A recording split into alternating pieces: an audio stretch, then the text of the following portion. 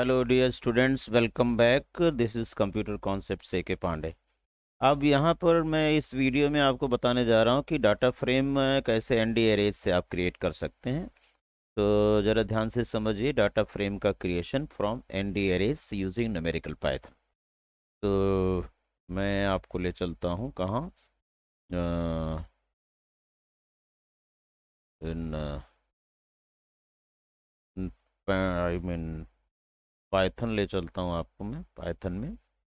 ये पाइथन आपका आ गया। फिर से आप यहाँ इंपोर्ट कर लीजिए, import numerical Python NumPy as N P alias दे दिया।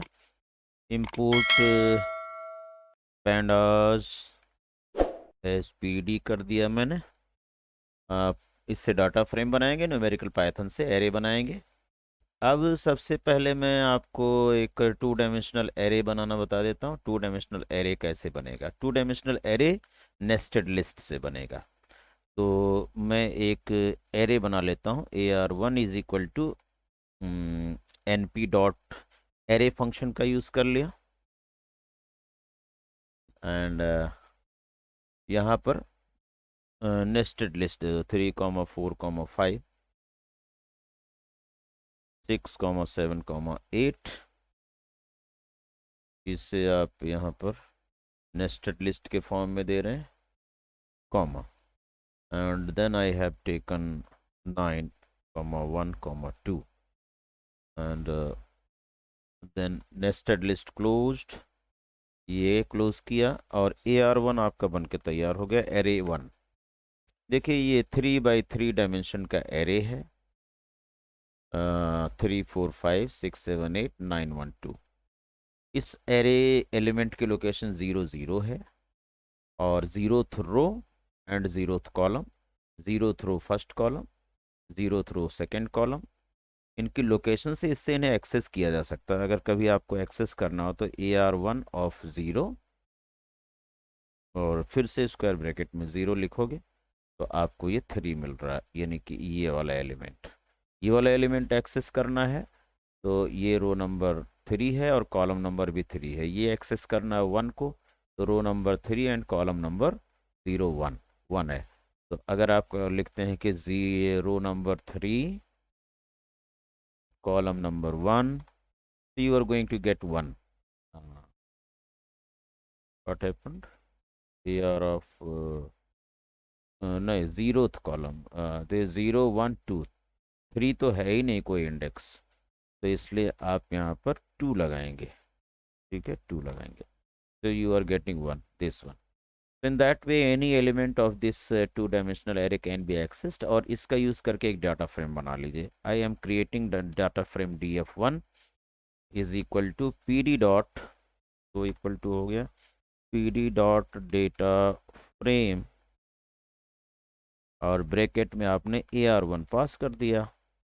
अब सवाल उठता है कि इसका जो कॉलम के नाम है और रो के लेबल्स हैं वो क्या आएंगे? वो डिफ़ॉल्ट आएंगे बेटा, 0, 1, 2, 3 एंड ऑल। तो DF1 आपका ये डाटा फ्रेम बन के तैयार है। ये 0, 1, 2 कॉलम्स की हेडिंग है, कॉलम के लेबल्स हैं, और 0, 1, 2 ये रो के इंडेक्सेस हैं। इसे आप बदलना चाहते हैं तो इसी कमांड में आपको लिखना चाहिए comma index is equal to, यहाँ पर आप दे दीजिए इंडेक्स पैरामीटर ए। मान लीजिए इंडेक्स में A लिखना चाहता हूँ, B लिखना चाहता हूँ और C लिखना चाहता हूँ। तो I will give ABC index हो गया। कॉमा लगा करके columns, columns is equal to आप एक मैंने दे दिया C1 column 1, comma another column is C2, another column is C3, square bracket close. तो अब DF1 आप देखें, the scenario of DF1 is changed. Column heading is C1, C2, C3 and row captions are, row labels are A, B, C। इस तरह से आपका ये data frame बन जाता है। अब डाटा फ्रेम में आप कुछ भी सेलेक्ट करना चाहें तो कर सकते हैं। ठीक है, df.loc और ILOC का इस्तेमाल करके any selection with in this data frame can be done. तो एक तो आपने इसमें जो किया, आपको क्या याद रखना है, एरे फंक्शन याद रखना है। एरे फंक्शन से टू डायमेंशनल एरे कैसे बना, एंड देन और आपको कुछ नहीं करना है, उस टू डायमेंशनल एरे को पास कर देना है किसमें, डाटा फ्रेम फंक्शन में। और आपका जो है एरे बन करके, आई मीन डाटा फ्रेम बन करके रेडी हो गया। एक चीज़ और बता देता हूँ कि आप कई वन डायमेंशनल एरे बना करके उससे भी उसकी नेस्टिंग करके डाटा फ्रेम बना सकते हैं। देखिए जैसे मैंने एक एरे बनाया, AR2 is equal to NP dot array bracket start, यहाँ पर मैं लिख दिया 3,4,5। ये आपका वन डायमेंशनल एरे बना, फाइन। AR2 मैंने लिखा, AR2 is equal to NP dot array bracket में मैंने कुछ और वैल्यूज पास कर दी, 6, 7, 8, कोई भी value, any value you can pass, it is just like a list, not like a list, rather list only, equal to. अब इसको मैं क्या करता हूँ, in place of typing I have copied and will change the variables and values. In place of 6, 7, 8, I have taken 9 and I have taken 2, I have taken 1. Enter. हमारे पास कितनी array हो गई, एक तो AR1 हो गया, लेटेस्ट AR1, ऊपर वाला नहीं, AR2 हो गया और AR3 हो गया। इन तीनों एरेज का इस्तेमाल करके मैं डाटा फ्रेम बनाने जा रहा हूँ। Please look into it carefully. DF2 is equal to PD dot data frame. आपका जो फंक्शन है वो नहीं चेंज हो रहा है, रिमेंबर फंक्शन वही है, PD डॉट डेटा फ्रेम। यहाँ पर AR1 इसे लिस्ट के फॉर्म में दे दीजिए, तो ये नेस्टेड हो गया एक तरह से, AR1 comma AR2 comma AR3। और अगर आप, अब ये कितने बाई कितने का बनेगा, 3 रो एंड 3 कॉलम्स। तो ये आपका एक फर्स्ट रो बनेगा, ये सेकंड रो बनेगा और ये थर्ड रो बनना चाहिए। एक बार चेक कर लीजिए। और अगर आपको इंडेक्स और कॉलम पैरामीटर देना है तो यहाँ पर दिया जा सकता है, जैसा कि मैंने आपको पहले दिखाया था, कहाँ पर, यहाँ पर दिखाया था, हेयर। तो मैंने इसको क्लोज कर दिया ब्रैकेट, और आपका डाटा फ्रेम बन के तैयार हो गया। DF2 को आप प्रिंट करा लीजिए विद डिफ़ॉल्ट रो इंडेक्स। देखिए यहाँ पर 3, 4, 5 पहली रो हो गई, अब 6, 7, 8 सेकेंड रो हो गई, and 9, 2, 1 is third row, with default column index is 0, 1, 2, with default row index is 0, 1, 2, that can be now accessed using LOC and ILOC। कोई भी 3, 4, 5, 6, 7, 8, 9, 2, 1 में से कोई भी एलिमेंट एक्सेस किया जा सकता है, स्लाइसिंग की जा सकती है, वॉट एवर यू वांट। जो भी डाटा फ्रेम में आपने ऑपरेशंस पढ़े हैं वो इस डाटा फ्रेम पर एप्लीकेबल है, राइट। तो यहाँ पर आपने क्या किया, वन डायमेंशनल एरे बनाई 3, और उसकी एक लिस्ट पास ऑन कर दिया किसको, डाटा फ्रेम फंक्शन को, और आपका डाटा फ्रेम बन करके तैयार हो गया। अब इसकी आपको बाद में डाटा फ्रेम 2 की इंडेक्सेस बदलनी है, तो यहाँ इक्वल टू आप करके इंडेक्सेस लिख दीजिए जो भी आपको चाहिए, है ना। If you want ABC to be defined, तो यहाँ से मैंने ले लिया और here I have written ABC index हो गया। इसी तरह से DF2 डॉट कॉलम्स कर देंगे आप, तो उसकी जो, जस्ट ए मिनट, ये इसमें डबल स्क्वायर ब्रैकेट लग गया, इसलिए ये फिर से आपको लिखना होगा, DF2 dot index equal to, take this thing, इतना मैंने कॉपी करके यहाँ पेस्ट किया। So index has been changed, DF2 dot columns change करना है, तो यहाँ से मैंने यही सेम कॉलम उठा लिया, यहाँ से सेम कॉलम पिक किया, यहाँ पर कर दिया। तो नाउ DF2 आप देखिए क्या हुआ, DF2 is completely your data frame with new column headings and row index labels। तो M I right?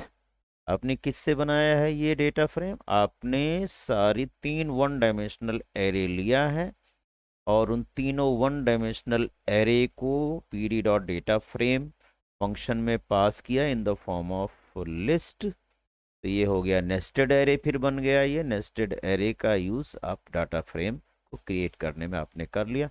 And these are different things कि आपने उनकी रो इंडेक्स लेबल्स और कॉलम लेबल्स को चेंज करना है कि नहीं। This you have already studied as two attributes of data frame, that is index attribute and columns attribute. Here you were defining the index parameter and columns parameter. Index parameters of data frame function and columns parameter of data frame function. So I think you have followed it. दूसरा आपको मैं ए range function के through create करा देता हूँ array, multi dimensional array, और उससे आपको डाटा फ्रेम बना के दिखा देता हूँ।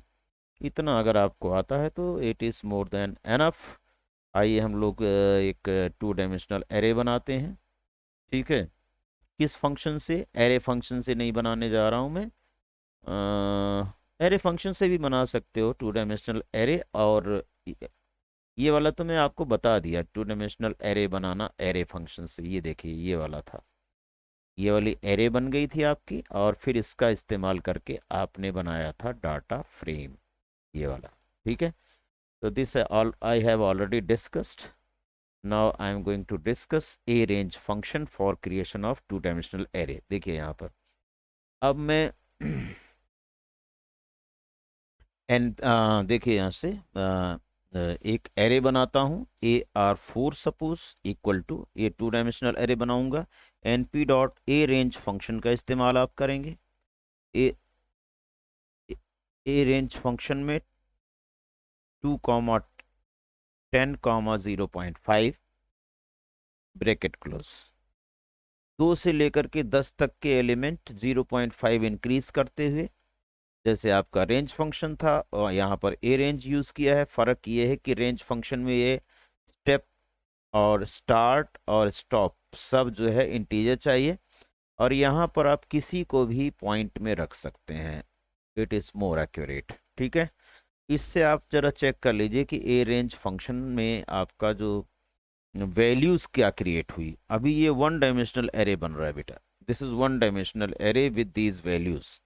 कितनी वैल्यू है? 1 2 3 4 5 6 7 8 9 10 11 12 13 14 15, टोटल 16 वैल्यूज़ हैं। ये 1 डायमेंशनल एरे बना है।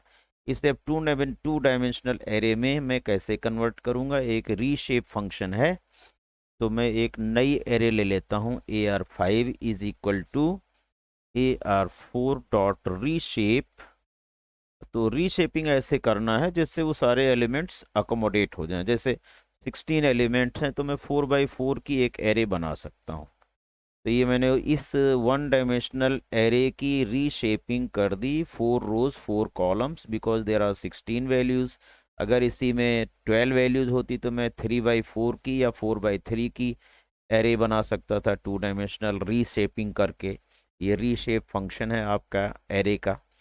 तो इसका मैंने आपका एंटर प्रेस कर दिया। देखिए अब मेरी जो है ये 2 डायमेंशनल में कन्वर्ट हो गई। कौन सी? AR5।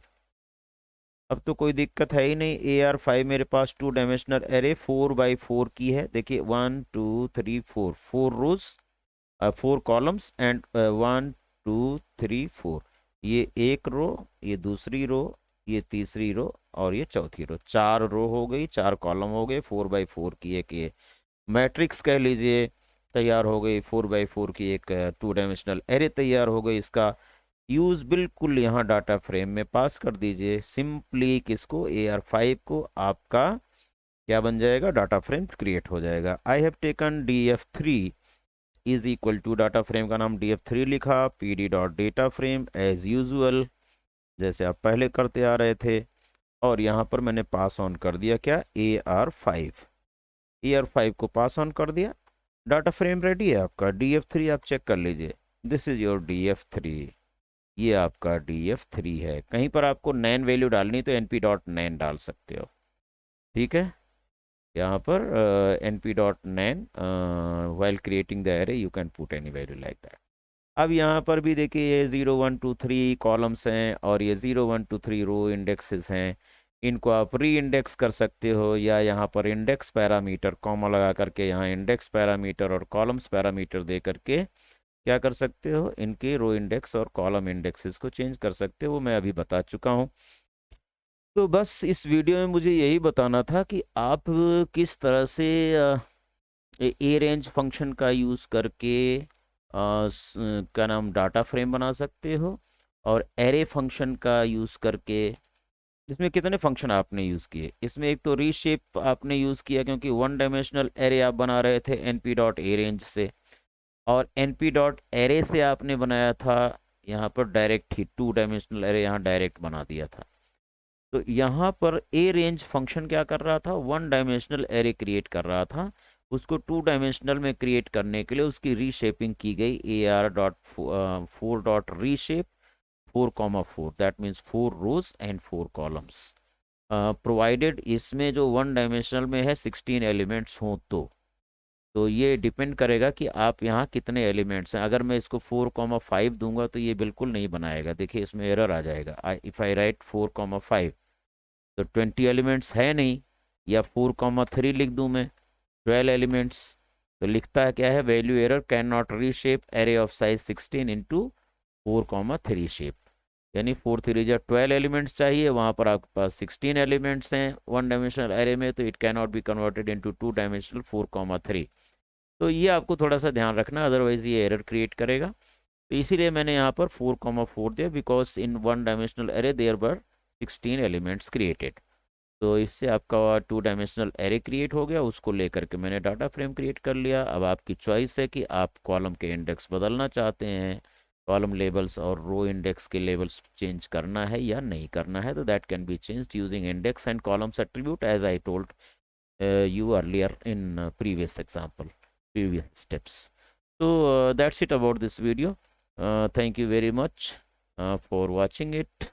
और अगर आप चैनल पर नए हैं तो चैनल को सब्सक्राइब ज़रूर करें, इससे थोड़ा सा हमें इनकरेजमेंट मिलेगा कि हमारे ज़्यादा से ज़्यादा बच्चे जो है वो देख रहे हैं और उसका बेनिफिट ले रहे हैं। शेयर और लाइक करना ना भूलें अपने फ्रेंड्स के साथ, और कोई कमेंट है तो कमेंट सेक्शन में लिखें। इसे एक बार ज़रूर देख लीजिएगा, बोर्ड में अपीयर होने से पहले, फाइनल एग्ज़ाम में अपीयर होने से पहले। Creation of data frame using ND arrays, creation of data frame using ND arrays, creation of series का जो पिछला वीडियो है यूजिंग एनडी एरेज, उसको भी पढ़ करके जाइए, so that if anything comes from this arrays for creation of data frame and series, so it will be pakka for you. Thank you very much for watching. Without any delay, I am finishing up, so keep on watching. Thank you very much.